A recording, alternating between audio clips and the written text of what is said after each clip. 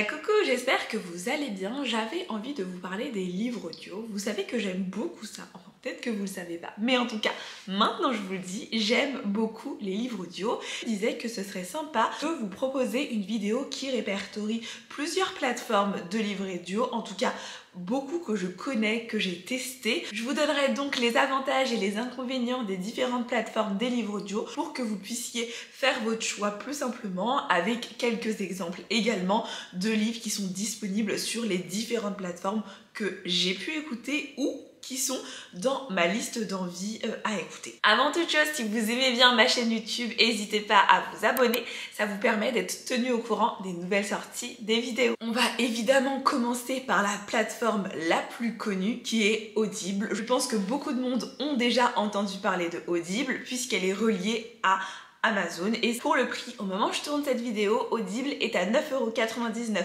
par mois. Et vous pouvez avoir avec ça un crédit audio. En plus d'avoir un crédit audio par mois, vous pouvez acheter des livres directement sur la plateforme ou vous pouvez acheter plusieurs crédits. L'avantage en plus qu'il y a avec Audible, c'est les livres qui sont inclus dans l'abonnement. C'est-à-dire que comme vous payez 9,99 € tout le temps, vous pouvez avoir du coup votre crédit audio et en même temps écouter d'autres livres. Et ça, je trouve que c'est vraiment un très grand avantage de cette plateforme-là. Pour ma part, j'ai été abonnée à Audible pendant 2-3 ans environ, quelque chose comme ça, avec parfois des coupures, parce qu'on peut mettre également son abonnement en pause. J'ai arrêté mon abonnement essentiellement parce que déjà c'est Amazon et c'est pas non plus ce qu'il y a de meilleur en termes d'éthique et tout ça. On peut aussi faire un petit peu des efforts chacun de notre côté, donc j'ai fait cet effort là, essaye d'être un petit peu plus raisonnable et d'être un peu plus en accord avec mes convictions. Et après je suis d'accord que parfois il n'y a pas d'autre moyen que de passer par Amazon, où il y a moins d'autres moyens, où on est dans un autre endroit, et pour moi il n'y a pas de souci, mais c'est juste que là j'estimais que non, je pouvais trouver autrement. Tout à fait aussi possible d'essayer Audible pendant 30 jours. Vous avez 30 jours gratuits si je me souviens bien. Je vous mettrai un lien en barre de description si jamais vous voulez essayer. Au niveau de la sélection de livres, je trouve que c'est une plateforme qui a tout de même beaucoup de sélection de livres. Vous avez des livres qui sont en exclusivité avec Audible et donc vous avez quand même pas mal de choix. Par exemple, les livres que j'ai pu lire sur cette plateforme, c'était notamment les 3 tomes de Jefferson que j'avais adoré, vraiment. Une saga trop mignonne avec des petits animaux super sympas. La personne qui lit le livre est vraiment super. J'avais passé un excellent moment. J'ai pu aussi notamment lire Les Sœurs Carmine, le tome 1 et le tome 2 qui étaient dans ma pile à lire depuis tellement longtemps et donc j'ai pu les écouter et c'était vraiment très chouette. Quand les livres sont disponibles sur d'autres plateformes, je vous les mettrai également en dessous, ce sera beaucoup plus simple. Ensuite, après Audible, il y a Spotify qui vient tout juste de rentrer dans le marché des livres audio. Je pense que vous connaissez à peu près tout Spotify puisque essentiellement on peut écouter de la musique, des podcasts. Il faut absolument avoir un abonnement. Si vous n'avez pas d'abonnement et si vous écoutez avec Spotify juste gratuitement avec les pubs, ce ne sera pas possible d'écouter les livres audio. Si vous avez déjà un abonnement, il sera possible d'écouter pendant 12 heures. Mais par contre, si vous avez un abonnement qui est duo ou famille, ou je crois qu'il y a d'autres versions d'abonnement, je suis pas très certaine, et à ce moment-là, c'est uniquement la personne qui gère le compte qui pourra écouter les 12 heures de livre audio. Pas de frais supplémentaires à l'abonnement que vous payez déjà pour écouter de la musique si vous avez déjà un abonnement. Je trouve ça assez chouette de lier la musique et les livres audio ensemble. Je trouve que ça a un certain intérêt et un certain avantage parce que sur la plateforme, on peut voir les livres, les podcasts et les livres audio. Et je trouve ça vraiment très chouette de avoir allié les 3 ensemble puisque de toute façon, c'est des choses qui s'écoutent. Donc vous n'avez pas de frais supplémentaires, ça vous fait pas une autre plateforme supplémentaire si vous avez déjà Spotify. Je trouve que c'est la plateforme idéale si vous avez déjà un compte chez eux et que vous voulez essayer de commencer les livres audio, que vous n'avez jamais essayé et que vous avez envie de tester, de voir ce que ça donne, de découvrir les livres audio et de se dire ok, bah peut-être que j'aime beaucoup les livres audio, alors j'aimerais bien passer à une autre plateforme. Évidemment, les inconvénients de cette plateforme, c'est que si vous êtes un gros lecteur de livres audio, 12 heures, c'est vraiment pas beaucoup. Pour vous donner un contexte, parfois il y a des livres qui font moins de 12 heures, je vais vous en citer quelques-uns, mais si vous avez des gros livres qui vont plus 12 heures, et ben vous pourrez pas l'écouter totalement dans le mois parce que c'est 12 heures et c'est tout. Après c'est terminé. Les livres audio sur Spotify ont commencé il y a pas très longtemps, donc il n'y a pas non plus énormément de choix, mais je trouve qu'il y a quand même suffisamment de choix pour commencer le début et je pense que vous pourrez trouver au moins peut-être un ou deux livres qui vous intéressent. Pour vous donner un petit exemple de livre que vous pouvez lire, il y a la saga Tant que le café est encore chaud. Le premier tome dure à peu près 5h30, donc ça rentre totalement dans l'abonnement. Il y a aussi La femme de ménage que j'ai écoutée qui elle dure 9h30 et qui rentre du coup également dans l'abonnement. Et dans ma liste de lecture, il y a Steam Sailor qui dure lui 8h30 qui rentre également totalement dans l'abonnement. J'ai écrit le script de cette vidéo depuis très longtemps et je n'ai pas intégré les récents événements qui se sont déroulés avec les propriétaires de Spotify, donc c'est pas vraiment intégré dans cette vidéo. Et je tenais quand même à faire une petite parenthèse que c'est parce que je présente les différentes plateformes de livres audio que je suis forcément d'accord avec tout ce qui se dit sur une plateforme ou que je suis forcément d'accord avec tout ce qui se fait. Si j'enlève Spotify avec les événements qui se sont passés ou si j'enlève Audible parce que c'est Amazon, bah en fait ma vidéo ne ressemble à rien et donc bah c'était pour vous présenter les différentes plateformes de livres audio qui existent et que vous puissiez faire votre choix avec vos connaissances. Mais en tout cas je vous invite à vous informer sur la plateforme Spotify. Ensuite nous avons la plateforme Nextory. Je vous invite à aller regarder ma vidéo explicative de vraiment tout Nextory si vous voulez plus d'informations sur cette plateforme là en particulier. Mais là on va parler uniquement de la partie livre audio. Sur la plateforme Nextory vous avez plusieurs paliers d'abonnement. Le premier palier d'abonnement est à 9,99€ avec 15 heures d'écoute. Donc ici c'est limité en termes de temps d'écoute, ce que je trouve bien et pas bien, ça dépend. Mais la différence principale qu'il y a avec Nextory, c'est que vous pouvez aussi lire en e-book. Et donc si vous aimez bien les e-books également, que vous êtes beaucoup plus sur les e-books mais que vous voulez de temps en temps un livre audio par mois, voire deux si ça rentre dans les 15 heures d'écoute, lire un livre audio, ça peut totalement le faire. C'est au même prix que Audible, donc à 9,99€ pour le premier palier. Après, si vous voulez rajouter des heures supplémentaires d'écoute, le tarif augmente en fonction des heures que vous souhaitez prendre. Pour ma part, je ne suis pas abonnée à cette plateforme, mais je l'ai bien testée pendant les 6 mois ou 3 mois, je crois. 6 mois ou 3 mois, quelque chose comme ça. Et en fait, j'ai pas forcément trouvé totalement mon bonheur dessus, essentiellement parce que c'est pas forcément adapté à mes goûts. Il y a beaucoup de romance, de romantaisie et de choses comme ça. J'aime bien ça, j'aime bien la romance, la romantaisie, mais à petite dose.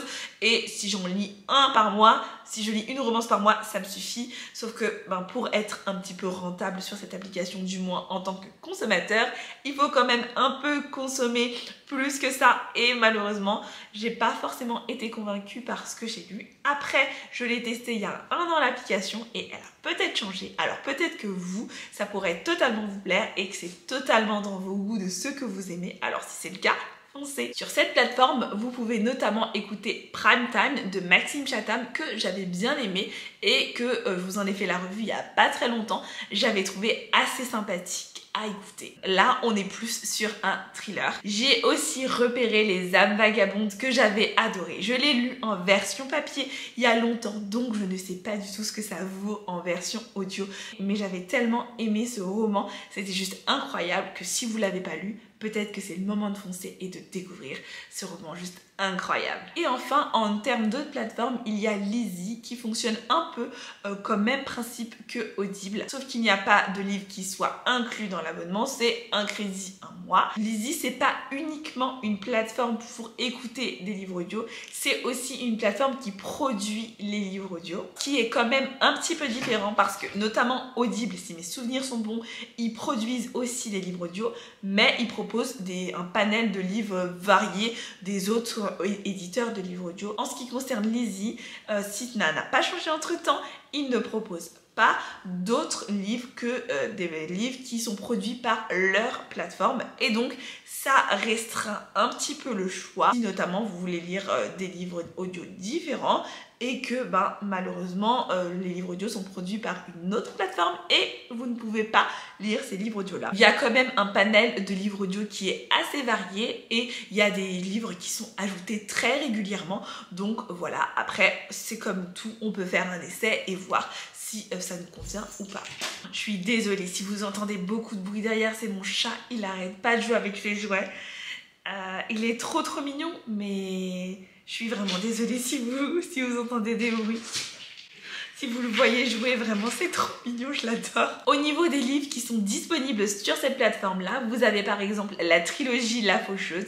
J'avais bien aimé le premier et le deuxième tome. Malheureusement, je n'ai pas terminé la saga, comme beaucoup d'autres sagas qui sont encore en cours dans ma bibliothèque. Vous avez également des cozy mystery comme les détectives du Yorkshire, que j'avais aussi bien aimé. Je n'ai toujours pas terminé la saga, mais bon, c'est des cozy mystery, c'est très long, donc on peut passer, c'est pas très grave. Évidemment, l'avantage de toutes ces plateformes-là, c'est qu'elles sont disponibles directement dans nos téléphones et donc depuis partout, on peut les écouter. On a des transports, si on fait une balade, si on est en voiture, on peut aussi le connecter ou mettre en haut-parleur sur sa voiture. C'est tout à fait possible et c'est vraiment ça que j'aime bien avec ces applications, c'est que c'est disponible partout. Évidemment, les livres audio, c'est aussi un budget qui peut être conséquent parce que mine de rien, pour le plus bas abonnement, c'est 9,99 €. À la fin de l'année, ça fait quand même gonfler la facture.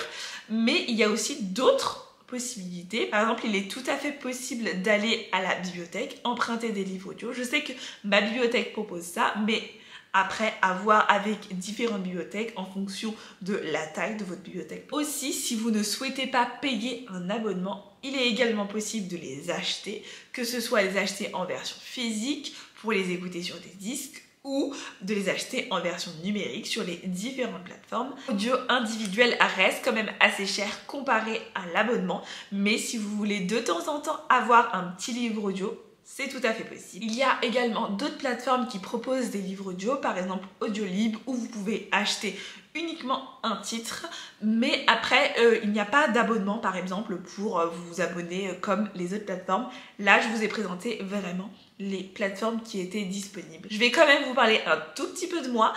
En ce qui concerne mes plateformes, j'ai essayé toutes les plateformes que j'ai parlé dans cette vidéo, sinon je pourrais pas vraiment vous en parler. Actuellement, je suis abonnée uniquement à Spotify, mais c'est un Spotify duo, donc je suis avec une autre personne.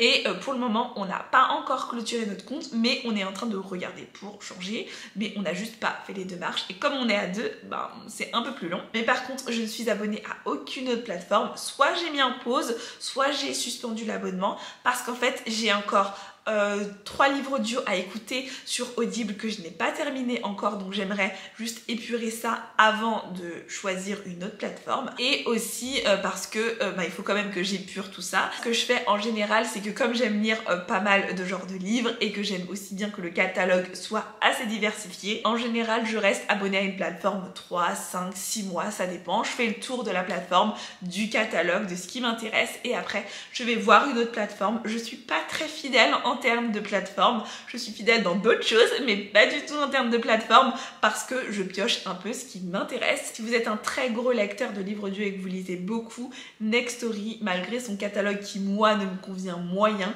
est quand même le plus avantageux parce que vous pouvez avoir beaucoup d'heures d'écoute. Je vous donne juste 2-3 conseils avant de finir cette vidéo pour choisir son premier livre audio. Je vous conseille de toujours écouter l'extrait qui est disponible. Dans toutes les plateformes, il y a un extrait qui est disponible. Vous pouvez entendre la voix de la personne qui lit l'histoire et la voix peut totalement vous plaire ou pas vous plaire. Écoutez toujours parce que parfois vous allez commencer un livre audio, vous allez utiliser par exemple sur Spotify 3 heures et au bout de 3 heures vous allez vous rendre compte que ça ne matche pas avec vous, que vous n'arrivez pas du tout à rentrer dans l'histoire, alors que peut-être que si vous avez écouté au moins la voix, vous vous rendrez compte que là très facilement ça ne va pas. À certaines applications, il y a la possibilité de restituer son crédit, notamment je sais que sur Audible je l'ai déjà fait quand vraiment c'était pas possible. Écoutez bien avant quelques minutes pour vous familiariser avec la voix. Je vous conseille aussi de ne pas rester là assis sur une chaise sans rien faire. En lisant votre livre audio, faites quelque chose. Allez vous promener, faites une petite activité qui ne vous demande pas beaucoup d'efforts, je sais pas, laver la vaisselle, faire le ménage, faire une petite activité créative mais qui ne vous demande pas de réfléchir, faire quelque chose que vous avez peut-être l'habitude de faire en musique, parce que ça va aider à ce que vous fixez et que ça rentre dans votre tête, que l'histoire raconte. Parce que je sais que moi, si je ne fais rien, je m'endors, parce que ça me berce, je m'endors, donc rompiche Laetitia. Ou sinon je dis « Oh attends, qu'est-ce qui s'est passé? J'étais dans mes pensées ».